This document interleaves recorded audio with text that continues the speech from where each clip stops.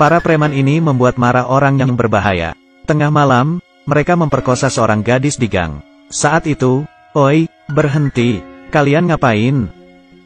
Kakek itu dengan marah mengancam mereka. Preman hanya tertawa dan meremehkannya. Kakek 80 tahun berani mengusik mereka. Tapi, sedetik kemudian, ia meninju seorang preman.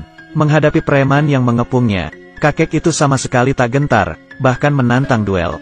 Kakek tak mengira, aturan preman di sana sudah berubah.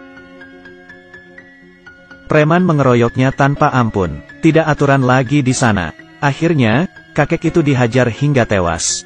Para preman tak tahu, mereka menghadapi bahaya besar. Kakek itu bukan orang biasa. Ia adalah bos mafia. Dulu, ia adalah bos mafia Isen. Semua orang takut padanya. Siapa kira kakek ini akan dibunuh oleh preman urakan?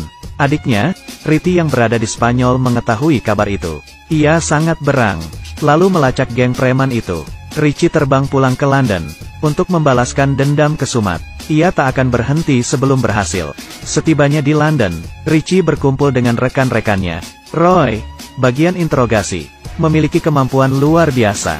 Ia ahli menyiksa orang, dan tahu apa orang itu bohong hanya dengan melihatnya. Arthur, penegak hukum, orangnya mudi dan sadis. Tak ada yang berani mengganggunya. Algojo, Butch, tak punya hati. Ia dapat memutilasi orang hanya dalam 15 menit. Richie, ketua mafia sudah pensiun 20 tahun. Meski sudah tua, jiwanya masih muda. Mereka semuanya sadis. Richie bersumpah akan mencari pembunuh kakaknya, dan membalaskan dendam.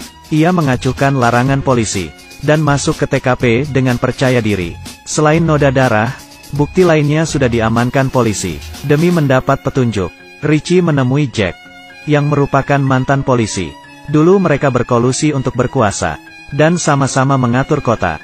Di zaman itu, selain Bohau dan Leiluo, di barat juga ada Richie dan Jack.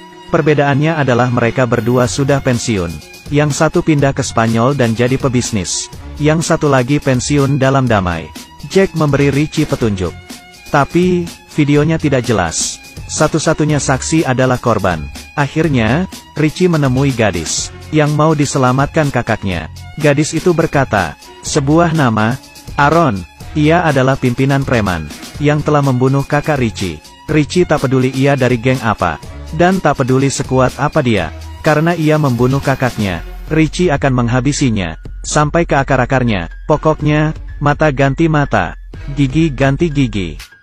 Seharusnya tidak ada yang mengusik mereka.